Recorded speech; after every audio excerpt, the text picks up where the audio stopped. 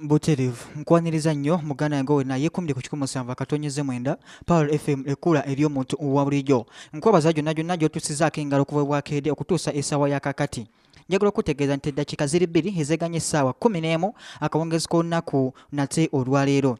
Kkiriza nkutegeeze nti akakuba katonyeredde mu bitundu bya Uganda ebyenjawulo, mu bitundu eby'amasekkati ga Uganda mu mambuka sako ne bitundu nate ate munnange ebyenjawulo.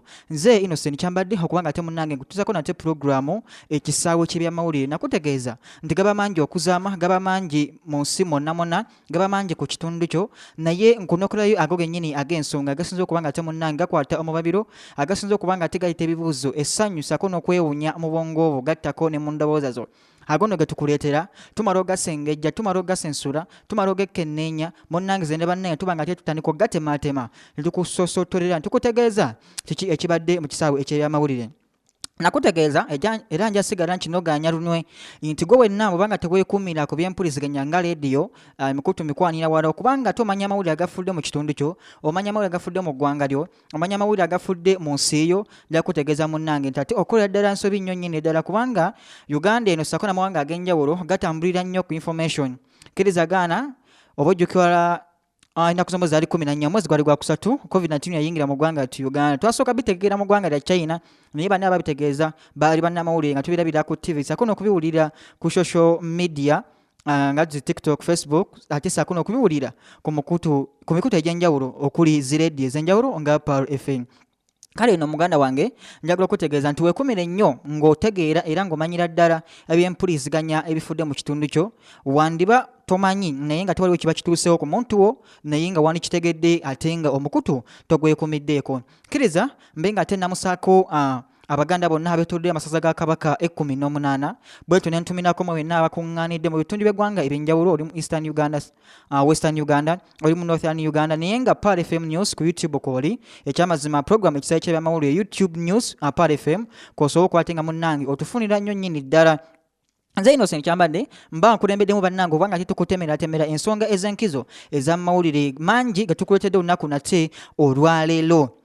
Anjagala okubanga ate munnange nkutegeeza nti ebiramuso bingi bye bakulamusizzaako ku nsi ya Mukama eno era bangi ne guno gwaka bakyabuuza bannaabwe nti osiibye otya, nti gyebaleko wasuze otya, okusinza ku mbeera z'obudde ez'enjawulo mawanga nate munnange ag'enjawulo. Naye ekiramuso ekisinga ebiramuso byonna nga ate kya mirembe kinjagala okubanga ate munnange nkuweerekereza gwe wenna ate yeekumidde ku 17 Power FM sako ne Power FM News ku YouTube nti assalamu alaikum wa rahmatullahi wa barakatuhum. Njagala kutegeeza nti webaza Mukama Katonda okubanga ate munnange akukumidde ddala okutuuka nga ne guno omwaka tunate okubanga tugumanako nga okyali mulamu. Kkiriza nti ebitasobose ebisobose ofubanga nnyo okulaba nga ate munnange okola ddala ekyo kyennyini kyosobola okukola mu budde obutuufu ekiganye n'okireka kubanga Mukama Katonda Mungu Allah omutonzi waffe yasalawo kiki ekinaaba na kiki ekitaabe. Anjagala kubanga ate munnange mperekereza akazindaalo kano mbe nga te nkasaza ensalo nga teeke ewa munnange wano anenanye tube nga te naye akweyanjulira obe ng'otegeera ddala nti ekyamazima tumazeeko waggulu muwogo ate wansi mmere. Kkiriza oli ku 17 Power FM ate programu eno ekisaawe ky'ebyamawulire ogenda kuba ogifunira ku YouTube oteeka mu Power FM News. Njaga kutegeeza nti omukulu andi ku ludda olwera agenda kuba nti naye munnange akulamusaako tube nga tutandikira awo. Assalamu alaikum wa rahmatullahi wa barakatuh. Assalamu alaikum wa rahmatullahi wa barakatuh. Nyongera okwanirizaako wenna akyekuumidde ku mukutu gwa 17 katonze mwenda Power FM ekkula liba lya muntu wa bulijjo. Nze omugabi Lubega Hamid Waswa ekyamazima ndi musanyufu ku ggwe asalawo n'agamba nti kanneekuumye ku mukutu ogwa 17 katonze mwenda Power FM radio akalimi ka radio gye kaggwerayo. Tukwebaliza ddala.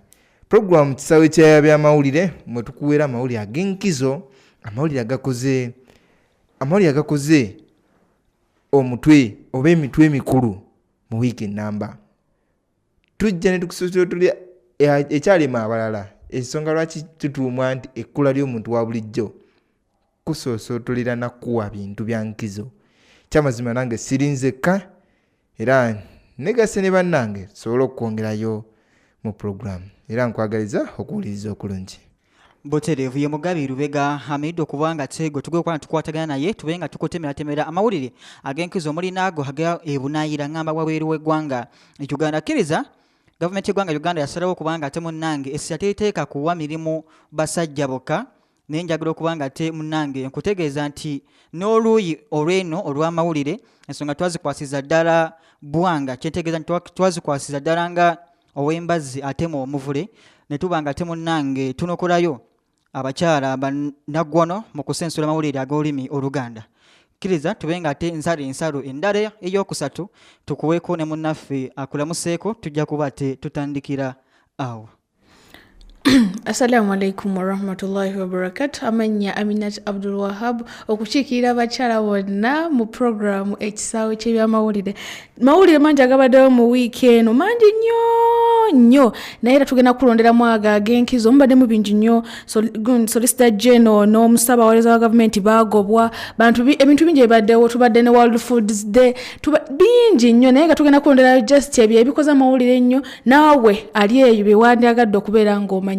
Abasinyafu batandika ebigezo wiiki eno kwegamba nti wiiki eno ebaddemu amawulire mangi nnyo era naye tugenda kulonderayo ago gokka kale tugambe nti ago agakoze like emitwe egy'amawulire wiiki eno. Boterevu takulimbidde nnyo nnyini ddala gaba amawulire ge gokka ge tuba munnange tusembeza ate matugo nja kusaba nti otwazike ku matugo okumala essaawa emu yokka ku ssaawa 12 ekyamazima ngenda kuba nkwebaza nti wali kunjazika ku matugo wabula oluuyi olw'eno ngenda kuba ate nkuwa ekyo kyennyini kyewawuliddeko naye nga te totegedde oba tomanyi butya bwe kyabaddewo. Njagala okuba nga te munnange mutegereza ddala nti webale nnyo kubanga twekumire ku Pal FM kuva mwaka gwa 2011 mpaka mwaka gwa 2024 Pal FM ngaweza emyaka 13 ejijjudde kitegeeza nti esajja kudde kubanga te munnange nkugu mu kusensula ensonga eza mawulire mangi omuli agasiyayidde okubanga te munnange yasobola okubanga eyita abakulu okuva mu KCC amawulire nga senior fonga wowidde munafu wakunyonyoddeko eggwanga lya Iran limalidde okubanga te munnange liteeka wansi eggwanga lya Israeli oba ate n'Omumerika naye asinzidde gyali n'alaga nti ICC tegenda kubanga esoba munnange kubanga ewawaabira obanga ekwata eggwanga lya Israeli okuli omukulu agikulembera Netanyahu. Ago nno gegamu kugetugina okubanga ate munnange tukotemera obenga ate munnange ogategerera ddala bulungi nnyo. Kiriza bajjajjaffe balugera nti ekiri muntu kimanyiwa nnyinekyo. Kiriza nsooke nzire ku nsalo ey'okusatu gy'osembeyo okubanga ate munnange owulira ate munnange Aminat Abdul Wahab twekugulire byalinawo tujja kuba nate muganda wange tutandikira awo. Ku Lwokusatu ng'ennaku z'omwezi 16 omwezi guno gwennyini yali World Food Day era ng'olunaku olwo wano mu Uganda lwakuzibwa mu disitulikiti y'e Serere ku National Semi-Arid Research Institute ku mulamwa ogugamba nti ddembe lya bwebange ery'okufuna ekyokulya ku lw'obulamu obulungi n'ebiseera ebijja ebirungi. Kimanyiddwa obulungi Abaganda mwe mu byogera ebyo mbu gava mu kulya era kitegeeza omuntu waba talidde afamu Why? Naye volere emmere abe tujogera nako naye nga n'omukulembeze gwanga yakiraba n'agamba ddembe lya bwebange kubanga okola ki omuntu ali olw'obulamu obulungi naye nga kyalagibwa nti ebitundu 25 ku 100 wano mu Uganda bonna bakola emirimu bakola ki balimi baproducinga mmere nekiraga nti ebitundu 7 ku buli 100 bonna Uganda bakola emirimu egyekuusa ku mmere oba ku bulimi. Kitegeeza nti Uganda yonna basically emirimu gyemusinga gyemukola gya mmere. Okitegeera ekintu ekyo oba sikyo gikola ki giva ku bulimi nti abantu basiika muwogo abantu balina restaurants n'ebintu ebyenjawulo. Gavumenti yalaga nti kwolwo olunaku lweyagala okusinziira okubanga ekulaakulanya ebyobulimi kubanga ebyobulimi mwe muva ki emmere. Kitegeeza olunaku olwo yengeri gyali nti World Food Day kitegeeza nti baba balina okulaakulanya ebyobulimi era nga bayagala okuteekawo entoto oba engeri oba ensonga engeri gye basobola okubanga bakulaakulanyamu ebyobulimi kibeere nga emmere efulumizibwa ebeera nnyingi abantu babeere nga bakola ki bafuna emmere mu Uganda. Poliisi y'eggwanga ng'eyambibwako abasirikale b'amagye ga UPDF n'abakuumi ab'ebitundu ebyenjawulo bakwata abavubuka abamanyiddwa okuba nga beetaba mu bumenyi bw'amateeka obw'enjawulo omuli okutemula abantu, okubba abantu, basala abakyala ensawo, bamenya amayumba era basangibwa n'ebintu ebyenjawulo okuli ebiso, amajambiya, ennyondo nga like biraga nti bo bennyini be bakola emisango egyo. Abavubuka bakatyo bali mu bitundu okuli Kinawataka, Mbuya, Katogo, Kago ne Kalere era abavubuka bawera 2. Naye abavubuka abo mu kiseera we bakola eggwire lino baali batwalibwa ku poliisi okubeera nga balinda okuba nga batwalibwa mu mbuga z'amateeka bavunaanibwe. Mbuterevu Aminat Abdulwahab okubanga ate munange akuwa eggulire okuvako ku side eya police nga bw'omuwuliriddeko ddala. Njaga kubanga ate munange nkutegeeza nga tukomyeyo ku ludda olwa palamenti y'eggwanga Uganda kkiriza nkutegeeze nti omukulu Richard Lumu owa Mityana South sakuno mukulu Mpuuga basobodde okubanga ate munange palamenti esobodde okubanga ate munange enengeri gyerinnyemu oba ababaka ku ludda oluvuganya gavumenti balina engeri gye batakkaanyaamu na nteekateeka zaabwe ez'okuleeta amabago gaabwe. Jjukira nti ebbanga eriise mukulu Richard Lumu yavaayo n'asobola okubanga ate munange ategeeza ensi yonna ng'ayita mu mawulire nga bw'ateekateeka okuleeta ebbago era n'asobola okubanga ate erigendereddwamu kukyusa engeri leader of opposition sako ne nampala wa gavumenti mu palamenti basobole okubanga bakyusibwa ennono gye babadde balondamu okuviira mu constitution eziwedde oba mu palamenti eziyise. Richard Lumu ono yakkatiriza nti tagenda kutiitira muntu yenna wabula ajja kukola ekisoboka okulaba nga ebbago n'eno ligenda obanga lisobola okuba nga ate munnange eriyitawo. Richard Lumu mu bigambo bye mabegako lago kujjukiza go enna ate munnange awuliriza Pal FM news wano ku YouTube sakona ali ku Pal FM radio. Omukulu Richard Lumu owa Mityana South yasobola okuba nga ate munnange ategeeza nti ebbago lineeno ligendereddwamu si kukyayisa na kwawulamu biwayi ebiri ku ludda oluvuganya gavumenti wabula abali ku opposition babenga ate munnange berondera nampala wa gavumenti saako ne leader of opposition okusinga ekibiina ekya opposition ekisingamu abantu abangi nti kye kiba kironda leader of opposition. Kitegeeza nti otuba nga tulina FDC, tulina UPC, tulina Jema, tulina ANT, tulina ne NOP. Ekibiina ekisingamu abantu obungi mu parliament ye-11 ye ekibiina kya National Unity Platform ekikulemberwa mukulu Robert Kyagulanyi Ssentamu. Richard Lumu ye agamba nti kino okubanga ate munnange kikyukamu. Njaga okubanga ate munnange nkutegeeza nti bingi ebitagenda mu maaso ku nteekateeka ez'okubanga ate eddimu ery'okulongoosa omulimu gw'okulunda ente mu ggwanga Uganda lirongooka. Njaga kubanga ate munnange nkusomerako ku kiwandiiko kinene. Jjuka nti bbanga eriise twakuwako ku mawulire okubanga ate parliament kyagunjawo akakiiko akanasobola okubanga ate munnange kalondoola engeri butya gye banasobola okubanga batereezaamu ebyennunda saako n'okutereeza engeri amata mu ggwanga Uganda gigenda okutambuzibwamu so that bannayuganda basobola okubanga ate munnange bafunamu naddala abenyigira mu mulimu ogwo. Jjukira nti palamenti yakitegeera nti abantu bakosebwa nnyo nnyini ddala okituuka ku nsonga z'okuliisa amagana gaabwe oba okutuuka kuliisa ente zaabwe nti omuddo bitundu ebisinga teguliyo saako n'ebbuba ly'amazzi ate nga bye bimu ku bintu ebibiri ente ebisinga okuba nga ate munnange beetaagibwa era singa bibabibuzeeko ente zisobola okuba nga ate zikendera omutindo esoboka ate zisala omusolo mu ggwanga ate nga ne zisala n'oyo yennyini ate munnange aba azironda. Nja okutegeeza nti the Veterinary Pastoral Act 2023 is an act to provide for the regulation of veterinary practice by providing for the training, registration and licensing of veterinary professionals and veterinary paraprofessionals. Ekiwandiiko kino kyendi okusomerako bimu ku ebisobola okuba nga tibifuluka mu palamenti y'eggwanga Uganda. Act eno evunaanyizibwa ku kulunda ente eri mu nteekateeka okuba nga ate munnange eteekebwa ate munnange mu nkola. Jjukira nja kutegeezako nti era muggule eddala General Horse Kanelugaba yasobola okuba ate munnange avaayo n'akinoganya ku ambassador w'eggwanga erya America mu ggwanga Uganda olw'ebyo byaliwo nti yatyoboola oba n'ayisa olugaayo omukulembeze w'eggwanga ate nga ye kitaawe.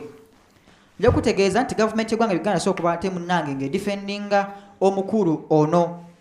Njaga okuba ate munnange nyongera te okuba nga nkusomera ku kiwandiiko ekyafuluma okuva mu parliament ako ne mu gavumenti. The government defends first signs Museveni political statement, Kampala, Uganda, Independent, URN and Parliament Watch Uganda.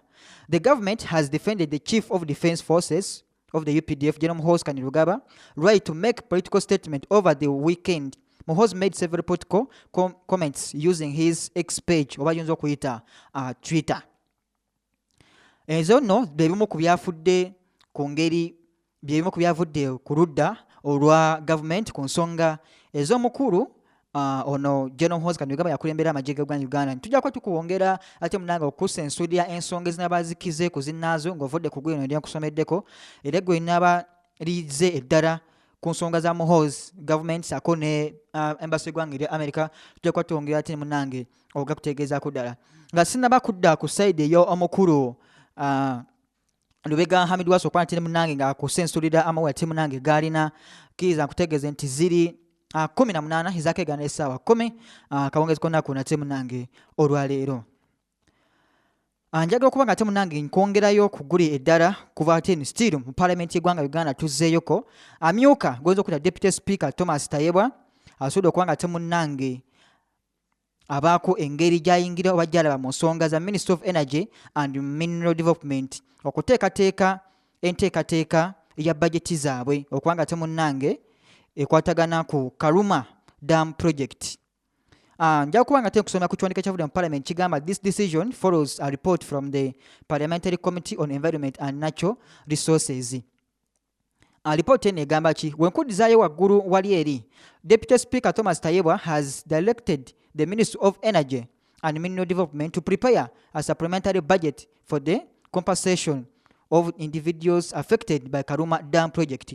Karuma Dam Project eno bangi abasudde okuba ate munange bakosebwa nga omanyi nti gavumenti bange ina project zeekolo muli amafuta kusema amafuta muli oil muli amasanyalaze ebintu ebyo bikolebwa ku ttaka whereby nti ettaka eyo liba ly'abatuuze so compensate government eba erina okuba nga esasulira kati Thomas Tayebwa speaker parliament Thomas Tayebwa ye amyuka speaker parliament ya Uganda yasudde okuba nga ate munange asaba ministry ya energy sako ne mineral development esokuba nga ate munange teekateeka ebutyayo n'asasulira abantu oba okubiyirira abantu bano abakosebwa mu nteekateeka ya Karuma Dam Project.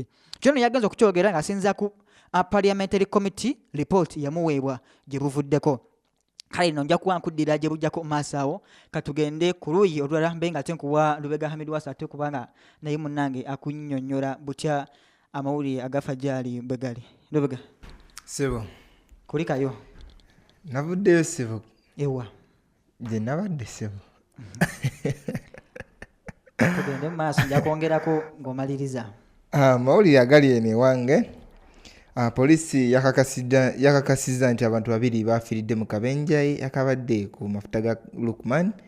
Emmotoka ey'ekika ekya Toyota Hilux namba UAU 1940 yabadde eva ku luguudo lwa Sunny Babies Home neremerera omugoba wayo neremerera okusiba okakkana ng'eyingidde ekizimbe.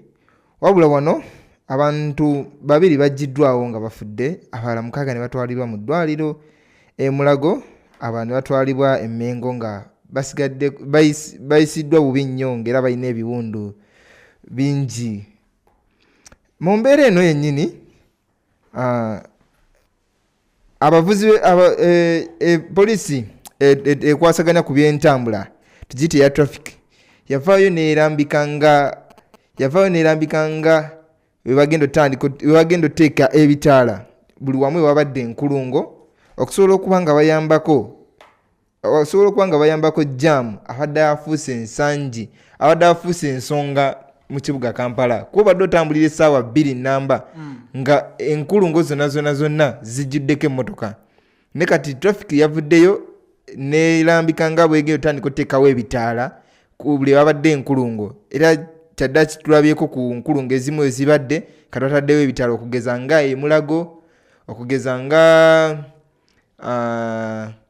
wali wansi nga ova ku Uganda Museum okutuuka wansi awo nga olw'essomero lyawaawo Kitantaawo wona kati wabaddewo enkulungo naye bagenze bateekawo ebitaalo osobola okuba nga bayambako mu ntambula y'ebidduka. Eyo nga nvuddeyo amawulire amalala agakoze eggulire agadde ag'enkizo kyaddaaki abawagizi b'ekibiina kya National Unity Platform nga bavuddeyo nga balaga nga kyaddaaki bamaze ne bakkiriza nti oluvannyuma lw'emyaka 4 abazze ne bakkiriza nti emisango gye babadde babavunaana bagikkiriza nti bagiza. Emisango gino gye babavunaana gya kusangibwa n'ebyambalo by'amagye okumala emyaka ena. Yesebo. Ne babasiba nti babasanga n'ebyambalo by'amagye. Yesebo. Kati emyaka ena yesebo miramba bakusanga n'ebyambalo by'amagye ne bakusiba balina basibira emyaka emeka. Temanyi nti polisi yona oba omuntu yenna nga azizza omusango amateeka galambika nti kasamala okumanya nti omusango gugu nakusalira omusango gwo then balina okugamba nti kati tukusibye naye kati bamaze emyaka ena nga tebabasaliranga omusango ogwo. Waliwo emisango gye tuyita civil cases ne criminal cases. Ogwo tuyinza okuteeka mu civil nedda ate lwaki batukuteeka eyo aye kati teguliimu nti kutta kubanga criminal cases prosecutor wa gavumenti tuguteekera mu civil. Kituufu tuguteeke mu civil. Kati kyensaba okubuuzaamu bwe wawunawuliriza kyayinza okwagala oba oliawo okwetaaga okumanya emyaka ena bamaze ne bakkiriza nti ddala baabirina. kiringa wonaagamba nti madamu Amina amaze mu bufumbo emyaka ena. Obufumbo emyaka ena mpulira oluvaamu n'agamba omusajja simwagalangako naye nga mazeyo emyaka ena. Kati gira emyaka ekitegeeza abadde tamwagala naye nga aliayo buli ssente.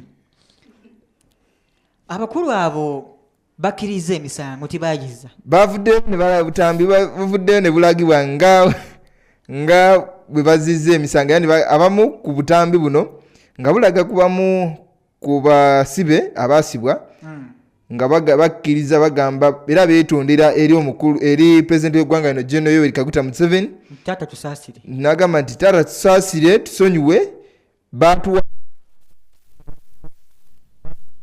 suzi nga tetumanyi kiki kye tuliko. ddala kituufu ebyambalo ebyo babasanga nabyo wali kooti erina obujulizi nti ddala kooti egamba nti bano basangibwa n'obukoofiira wamu n'engoye ezeefaananiza ez'amagye era nga wano abasinga bagamba nti babasanga n'ezi red barrets ate nga zino red barrets zimanyiddwa nga nnyo kala za ejje erya military wano mu ggwanga Uganda. nene SARS nene era nopo kyakozesa obukoofiira obumyufu.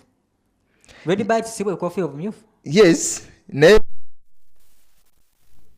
ngaawo kugamba nti zino enkofiira siza era bagamba nti ezo enkofiira za byambalo by'amagye naye ng'era tulaba abakulu okuli Joel Ssennyonyi okuli MP zaake kosa ne Kabwejjumbi yake nnyini Honorable Robert Kyagulanyi Ssentamu batambula babwambadde kyere nekosa n'omukulu Deputy Speaker Waiso Mufumbiro naye atambula bwambadde ate munnange tebalina gwe bavunaana naye wabula tetumanyi butya lwaki bano abawansi bo baba bambala gavumenti oba poliisi oba ebitongole ebyokwerinda bwe bavunaana naye nange simanyi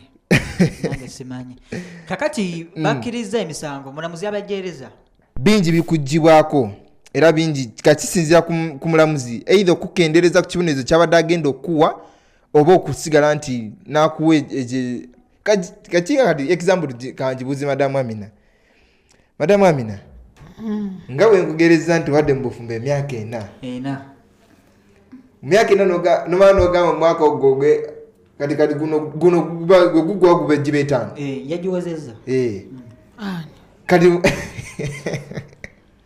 nomala n'ogamba nti omusajja oyo mbadde simwagala emyaka ena really olaba kisoboka shereka naawe osobola okuba nga wafumbira omusajja olw'okuba mbi alinamu ku ssente nezitandika okuggwawo nobagamba nze simwagalangako walero obubadde okolawo ki ate kati oba oddibagala musajja era oba oyogedde mazima bujja oba oyagala ku kibuzo kyabuuziza nti omulamuzi kati waneera omulamuzi aba agenda bakolera atya gwe oyagala tukukolera tutya ku myaka egyo eno omazeewo sente z'omusajja obudde we era nze mba mulamuzi tubalira sente z'emyaka ena n'agisasula bwagaana gayi.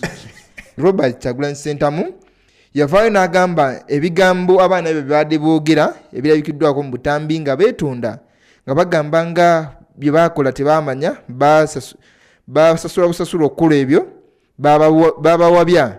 Avuddeyo n'agamba teriyo mwana yenna gwanenya olw'okwogera ebigambo ebyo wabula n'agamba nti bayingira mu kkomera nga balina eŋŋombe emu nga balina engombe emu kusirika oba okufundira mu kkomera. Mu bufunze alinga agamba nti yadde tayagala beetonde bandivundiddeyo. Yes, bantu bangi bavuddeyo ne bagamba nti kino ekikola kye bakoze abaana bano okwetonda kiraga oba obutitiizi wabula yagambye teriyo kunenya kwonna kwekyamazima tutunuliremu amazima. Of course nabo balina family kati nga Kanata Muhammad ekyamazima kati emyaka 4 ne prime minister w'eggwanga lino Robin Nabbanja Musafiri yavaayo n'agamba nti Kanata Muhammad ebitongole by'okwerinda bye bimuyina naye tasalirwanga musango takubwangako. Yaliko omwana nga wa muwere ne kati wa myaka 6. Kyembuiza Madamu Amina nti gobo yaga tukolere ki? Madamu Amina muleke tumaze neggulire. Bangi bavuddeyo wali abadde batandise okubungeesa nga bagamba nti olaba omuntu ali ebweru alyamu abalyamu olukwe bo bandikoze eki ekyamazima. Ani yaliddemu olukwe? Kwa bagamba example gye bawadde bagamba olaba Mpuuga era abayimirirawo ng'ajja n'atwala ekisa n'agamba nti bannange abaana bano babate atuuka okulya 5 bo bandikoze eki? Bandiridde nabo. Awo ekisinga okwewuunyisa mu byonna nti bano be bavunaana okubanga basangibwa n'ebyambalo by'amagye bye bavunaana nti basangibwa n'ebyambalo by'amagye balabiddwako omu ku bo we yadde agamba nti babasasula okukola bino byonna yenaalabirwako mu ssaati ey'ekibiina ekimu ekivuganya gavumenti ekifuga omu bwe basiba nti bamusanga n'ebyambalo by'amagye ng'agamba nti mutusonyiwe bino bye twakola batusasula nga busasuzi batuwabya. Yalabiddwako mu ssaati nga ya kala ya yero n'akabonero kabaddeko yabadde ekituufu abantu kati nga weekiri nti ku 17 katoneze mwenda Pal FM wano okayi tukuweera amawulire ag'enkizo mwe tutagenda kulumya amawulire tukuweera amawulire ago gennyini otagenda kuweera samwa.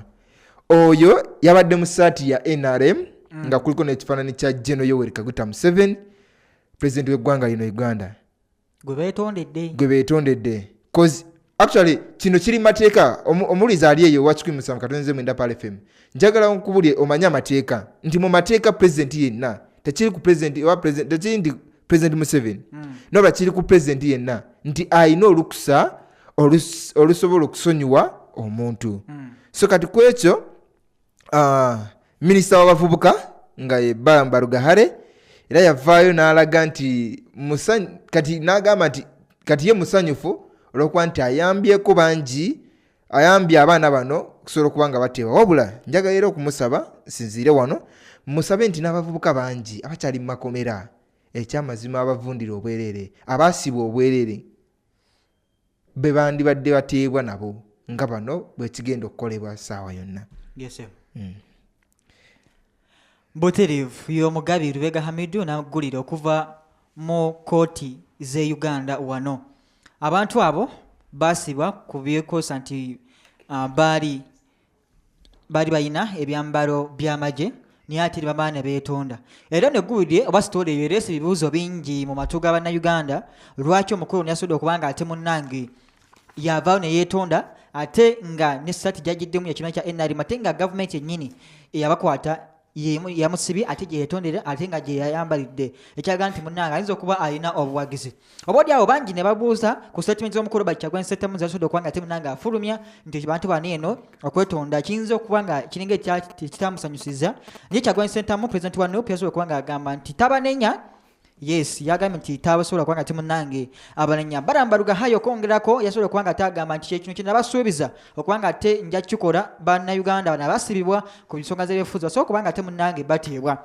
Naye saagala nkwerabize nti jjukira Bamba Rugahare nga yakamala okulayira yakola statement ng'ali mu White House Entebbe n'ategeeza nti bano bajja kuboogereza babe nga temunnange muzeeyi abasonyiwa basomesebwe beegatte ku kibiina kya NRM. Kati omukulu ono okuva n'ayambala t-shirt ya NRM saagala mwerabire manyi munnayuganda mubukira nnyo ensonga eriwo kati naye era bannayuganda tubajjukize nti bano bannaba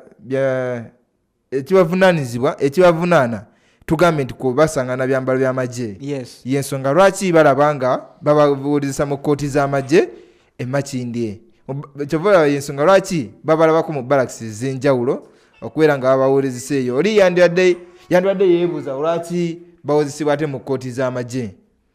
Okay, kiriza benga ate nkuze wa Aminat Abdulwahab tubenga ate munange ayongera okutuwa atusensulire eggule erifa ku luuyi olwo. Sabbiiti eno nga yakatandika ku Monday abayizi abasiniya eyokuna batandika ebibuuzo byabwe emanyiddwa nga UCE oba biyita ebyakamalirizo naye kimanyikiddwa obulungi nti abaana bano babayita ba pioneer ba new curriculum era be basoose okukola ebibuuzo bino mu ggwanga lyonna. Kati oseka kyamida naye gwe curriculum eno ogisobola? Sisobola, tegisobola. Curriculum eno omalako otya nayo? Tesoboka kubanga ekisooka bayinza okubuuza nze like I once interviewed omwana wa senior fonga mubuuza curriculum eno ereeta omwana ayampa engeri ebibuuzo gye babisetingamu nga kati nga nze yali mu old curriculum abalima n'obutungulu. Omwana nabuuza ekibuuzo nti taxi eva Mbale egenda Kampala erina emipiira ena erimu abasaabaze 14 mpa emyaka gya driver. Bafaananako n'abawubosi nibakoboza onako oyambala engoye. Awo nyine nalabyeko waliwo akantu kali ka trading ku social media awo nga babuuza ekibuuzo nti ng'omuwagizi wa Arsenal obadde omuwagizi wa Arsenal okumala emyaka yawadde emeka? Eba 5 kwena. 5 kwena. Arsenal senga bakuwa omulimu gw'okubeera ng'oddirira Mikel Arteta mu ngatto ze okola otya okubeera nga Arsenal esobola okuwangula ekikopo? Mulina embeerawo neŋŋamba eno ekalukiramu empya ye PE nawulidde nti bangi bagenda kukola kalukiramu empya n'enkadde. Waliwo abagenda okukola kalukiramu enkadde n'empya. Kwaba bagenda okukola kalukiramu enkadde kwe kuli abo abaagwa omwaka oguwedde n'abantu abali mu adult education. Ntwaliwo omuntu nga yali like teyasoma nasalawo akomewo akole ki atule senior 4 sitegeeza ali mu adult education yagenda kukola kalukiramu eri enkadde. Teyasoma eno empya. Teyasoma empya. Omutwalo gumu mu 147 ate abagenda okukola empya bali emitwalo 36 mu 9 mu 61. Katukigana nsobola nange okuddayo neneewaniza naye nga ngamba njagamu eri enkadde kuba eri enkadde kikyasoboka gwe wakula dda. Nekambuzi eno empya tukyalinamu buli eri gwe twakolanga bwobujeeke nobalamu 1 2 3 nosaakuli. Omanyi osoma story nojjamu ne baga answer the questions below. Kati curriculum eno bweto bweri. New curriculum. Tongere maaso. Nsamba yavayo n'abagamba nti omuntu yenna anaakwatibwa mu kubba ebigezo ajja kukola ki kukwatibwa nga amateeka we galagira. Era either wakusibwa emyaka gyali 5 kyeke 5 okukumi okukusiba emyaka 5 ngobbi ebigezo. Abantu bakambwe nekati wenziba obubbi ebigezo kale wakyo bba mwaka mulamba tokuwadde obudde osome. Mwaka mulamba naye n'ekirungi siyamba kyembanzi byembangira kisanga mu kkomera kuba ne mu kkomera mbangenda soma. Naye ate ekkomera lyo tolinga waka nti ogenda kuva ku ssomero oddeyo wakole ku muceeri kawunga na bijanjaalo. Oyinza n'okuddayo caayi ne bakuwa kibooko. N'onywa caayi w'oregula n'onywayo. Walabbye ku bigezo madamu Amina. Naye nze nali si yali abbi. Wabibbi otya? Wabibba otya ebigezo? Kati nze kankubulire nalina mukwano gwange Sawuya. No tugamba gwe. Ate tekangambe olukwe lw'okubba ebigezo nga tutuula ku kisenge wetu ne tuteeka wano ekitabu. Ayi ne lumano tekayo ekigere we bati no we bayitanga backbenchers. Tobalabula baleke tukya tuli mu skati mpanvu ate bajja okukebera agamba dde eno akebere eno nga teri. Naye twalina shayo omutendeke ng'owa pulani giroga nti kankwate ku kitabo bwe bati ng'akutunuulira. Senior 4 esaya kakati bali mu kukola bibuuzo. Bamaze wiiki namba era batandika n'ekibuuzo ekyokubala ku Monday. Naye mathi mwangu. Wafuna meka mathi? Nafuna 3. Ate Piero wafuna meka mathi? Nera nafuna 3. Mr. Muhammad wafuna meka mathi? Nasoma Amawulire akola Luganda. Tobalabula era yakola Luganda. Yakola Luganda. Bano badda. Naye tenze kineewuunyisa. Mathi nafuna mwenda asigala nafuna 3 ne bagamba advances. Kyokka nfunye mwenda. Mumuli badda kati amateeka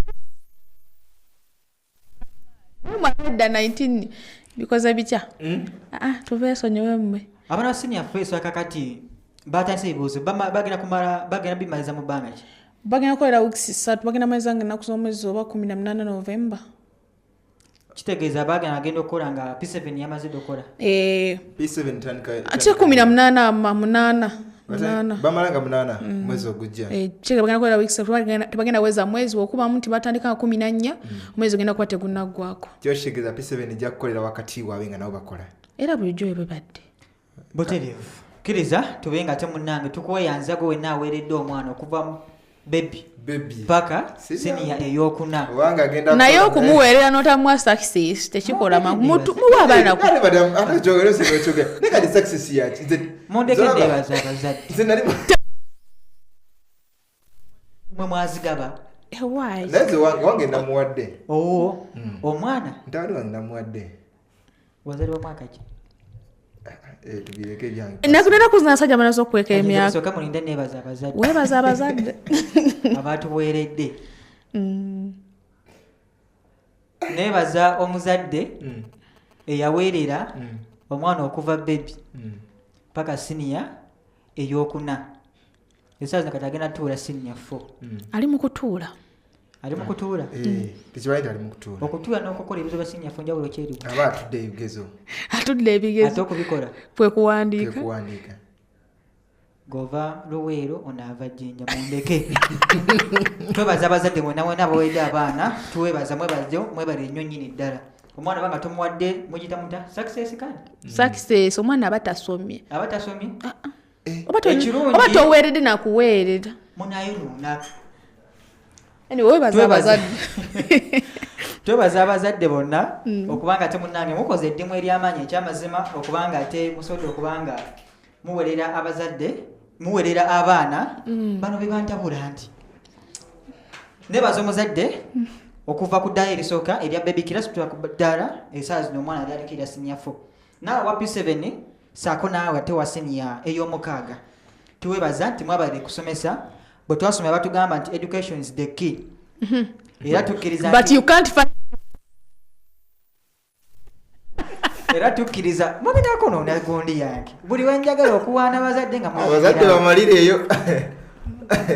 abazadde bamalireeyo okwebaza okwensusa okw'amaanyi nkwebaza gwe na hajati ekyamazima aweeredde omwana obanga oli guardian obanga oli saponsa we tuwebaza nti mwebale nnyo mwebale ddako ndyemukoze wabula kitubasaba nti omwaka mulamba omwana gwasomedde kiraasi yosini eyokuna si gwe mwaka gwakoleddemu ebibuuzo bagenda bikola weeks meka 3 senior 4 agisomedde omwaka gumu ate bagenda okuleeta bigenda kuva ku senior eyo esooka mpaka ku senior yakuna kati don't expect a child okujjukira kyatandika okusoma kuva January wa senior eyo esooka mpaka senior eyokuna egyo emyaka mingi kubanga lyakoleramu ebigezo nolwekyo tujja basaba ka pressure kabe katono sengeri zinaba zikomeye nga size ezokola ki zobadde osuubira ekira kyenjagala okulabula ku bazadde nti okusoma kulungi naye ate ebiseera ebisinga siga magenda g'omwana kale no basome ebivaayo bye binaavaayo tojja ebinaavaayo binaavaayo n'abakoze obulungi yes anabadde mu second grade third grade weewaawo butereevu kkiriza tubenga te munnange ku side ey'okusoma tubenga te munnange tusooka tuveeyo AMINAT tebadde okyaliwo president wa Guinea Mamadi Doumbouya yavaayo n'agamba nti abakungu ba gavumenti bonna nga okimanyi oli mukungu wa gavumenti ng'oyagala fuluma ggwanga osooka mutegeeza mu ofiisi ye wali n'ogamba nti ekyo n'amini yakyogerako without attending the government few times out of the government okakasa n'abagamba nti n'abo bonna abali ebweru bakomewo mbagirawo bw'abanga si yaba olukusa okufuluma nga si yako olukusa okufuluma twetaaga Uganda tukuzaata kubanga banava wano wansi wamamalayi oyo gwe twetaaga Uganda wa ng'ategeeza nti nga muli ensonga gy'asinga okuwa nti ssente za gavumenti ssente z'omuwomusolo nnyingi ezigenda nga abakungu beewuba wabweru swi batwalako n'okulya ku bicepere balinga abeegundi waleeri era omwogezi wa gavumenti yavaayo n'ategeeza nti engendo zino abasinga ze bagenda muziba teziyina makulu naye nabo banyumirwa ku bulamu nze mbadde sikimanyi bagendera kusenza gavumenti oba kuza omusaazi babasasula byonna byebimu naye ate kati kankubulire ekisooka abo abantu kyemmanyi alasoka nagamba bampeyo kasente ka live oba kakino naye ng'agenda mukungu mu gavumenti yenna letufuddeyo baminisita oba mubaka oba kitegeera naye kati omubaka otuuka otegamba nti nze bampeyo nga miliyoni 12 ngendeko ebweru wekubako nawe konsulensi yo ebulamu amazzi ebulamu bowa 3 ezowakakola osaba otya miliyoni 15 ogende kujja siriivu eyo ye akhiri zamani omulembe ogusembayo abantu bajja kuba berowoozaako nnyo okusinga president w'eggwanga Mamadi Doumbouya president w'eggwanga erya Guinea yakobye nti teri kuddawo kufuluma ggwanga nga toyise mu ofiisi nga takubyemu stamp nti kati amidu fuluma kiringa kati abali mu ssomero ekyembwe batakubadde pass out tofuluma naye ono si wakati mwekituli mwakikubanga muki essomero eno kwenasomera liri awo era njagala okutegeeza ku bonna ba obi ne ba oge kalina 2 ss akaki kalina 2 akalina 2 kyeka kuliko kalina 2 ligwayo olugero olwo ya dp y'abaganda egamba nti akalina 2 somo n'abaganda balina dp ebigambo by'abaganda akalina 2 okatega kalaba kati so nasomera nemwe tebabategeera tebabalaba ekikomera kyaliko akatimba nga kiriko n'ebibuti kyali kya fensi nti kizimbe kya buloka wabula ate wekyali nga kiggwerayo kisaawe so kati ng'ogenda mu kisaawe abasomesa abaliko mbalamusiza muyinza okugamba nti emwana oyo ebikomera by'essomero Aminat president yayongedde nakatiriza nti teri kufuluma era ababaka kyemmanyi kati saawa zino batandise okukoma kubanga munayo okujemera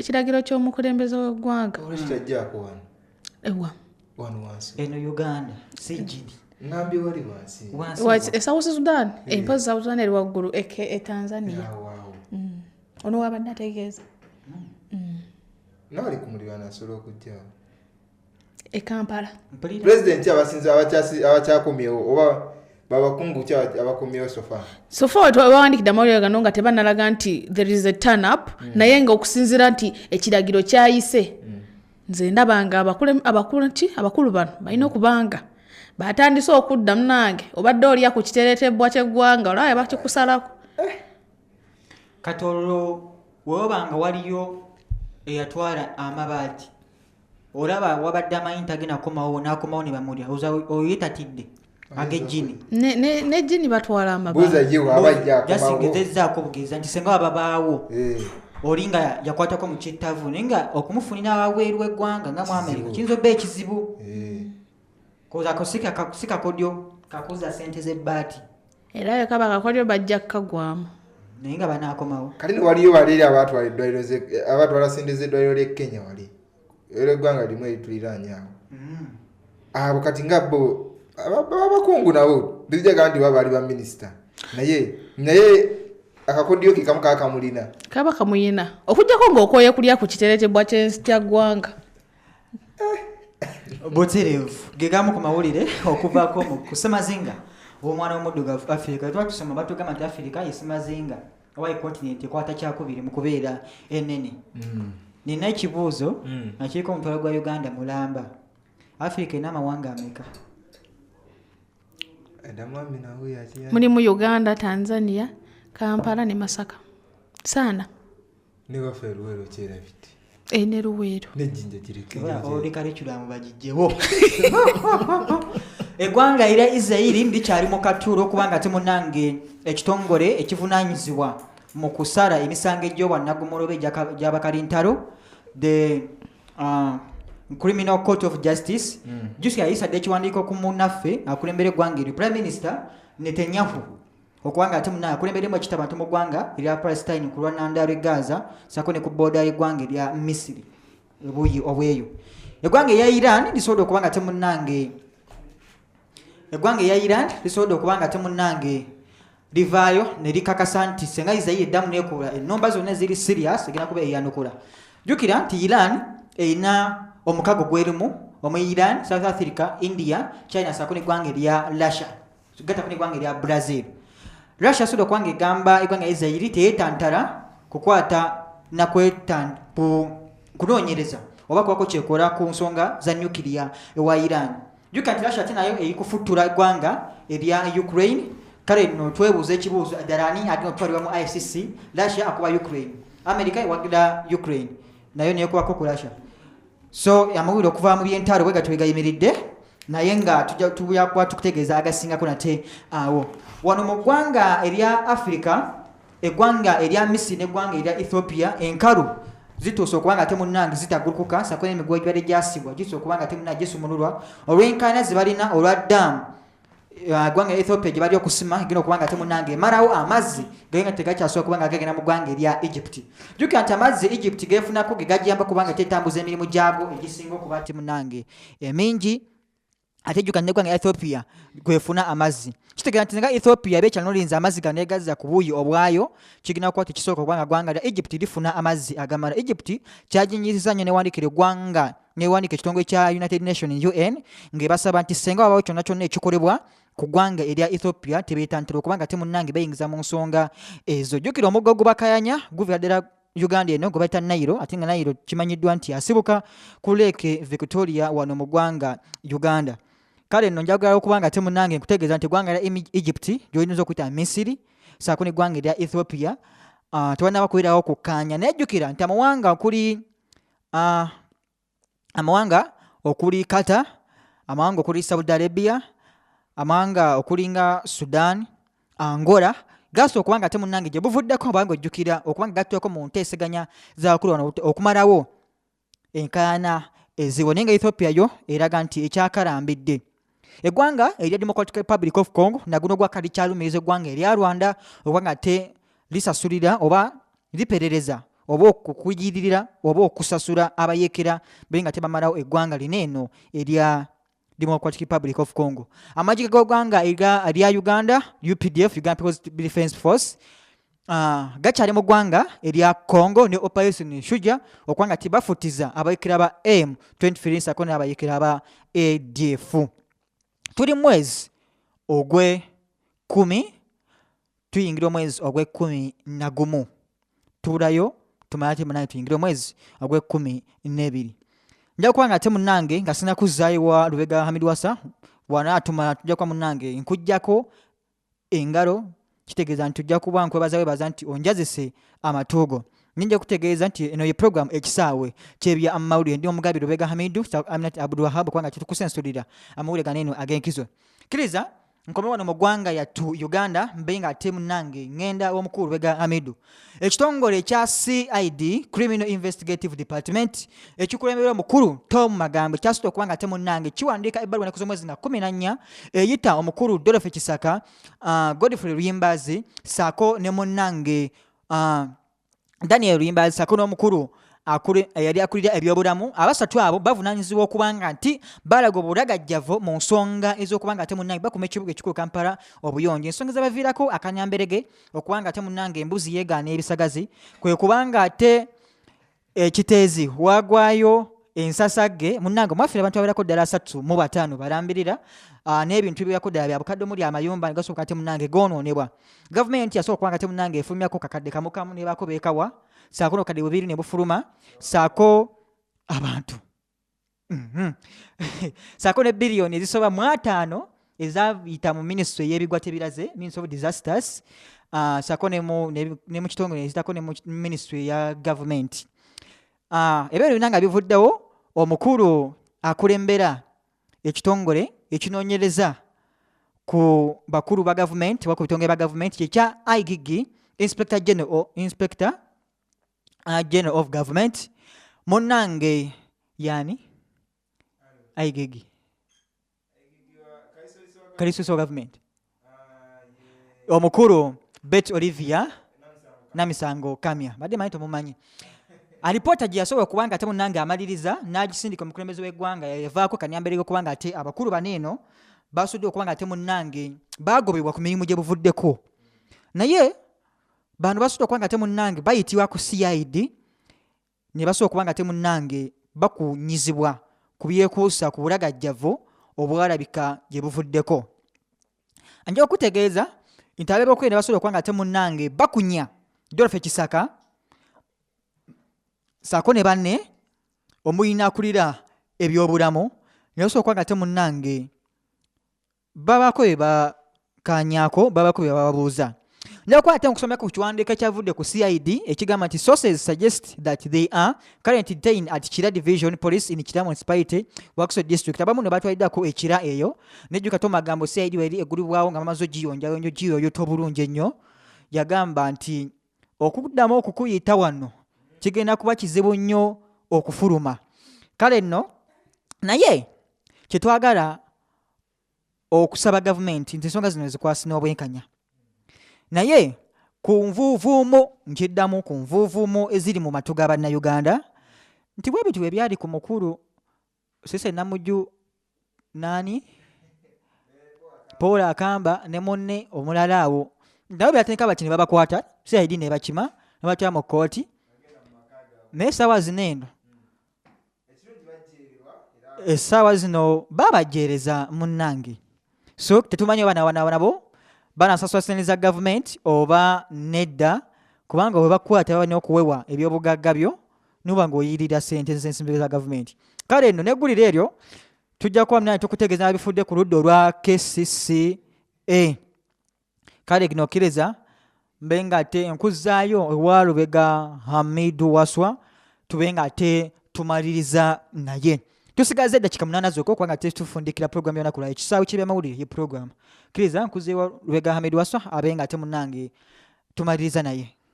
Butereevu era kisaawe kya byamawulire mutukuwa amawulire ag'enkizo agagakoze wiiki nnamba agakoze amawulire emitwe emikulu agabadde nga manyuvu esabbiiti nnamba.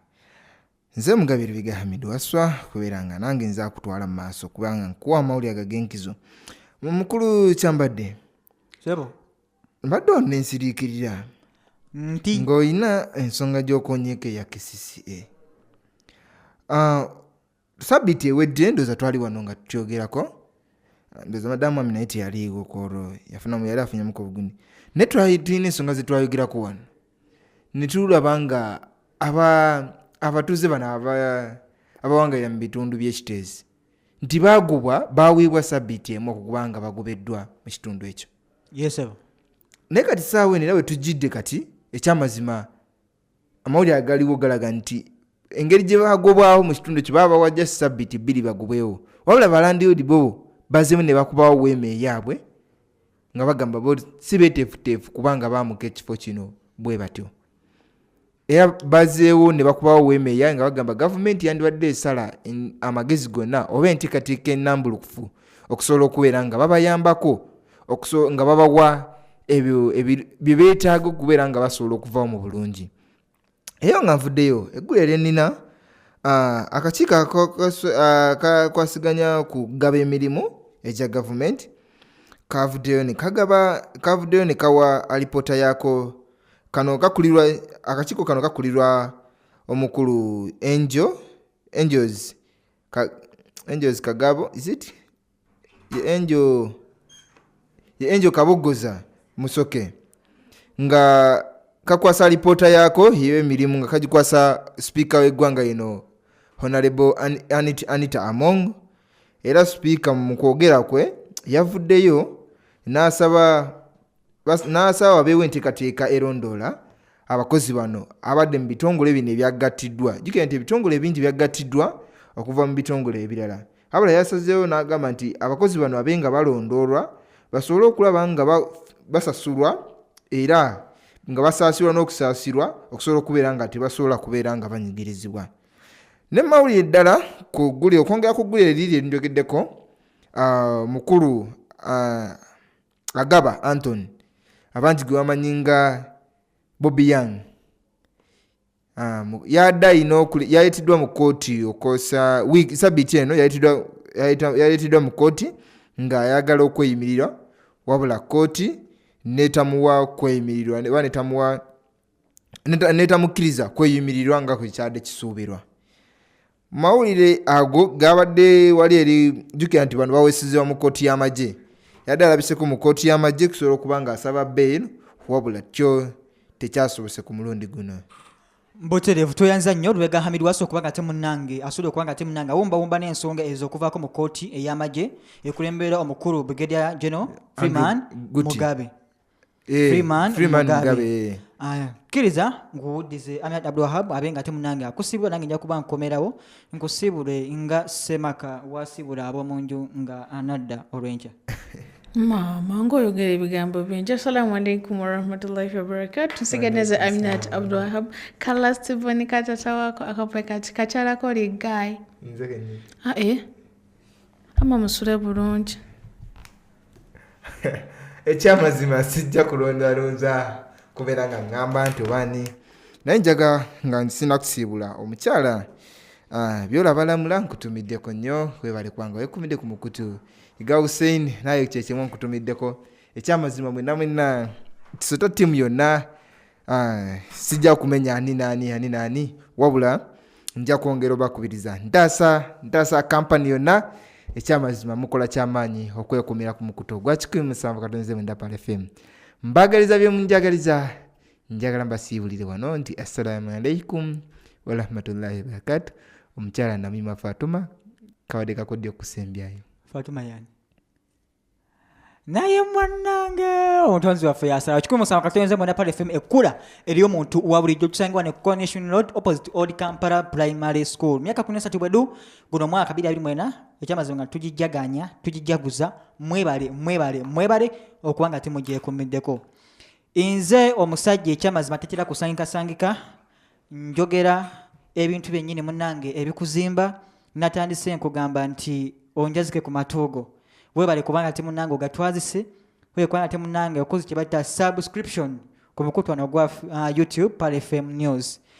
Assalamu alaikum warahmatullahi wabarakatuh. Ekyamazima musibe bulungi musule bulungi Mungu akuteremu obwangu mu buli kimu kyokola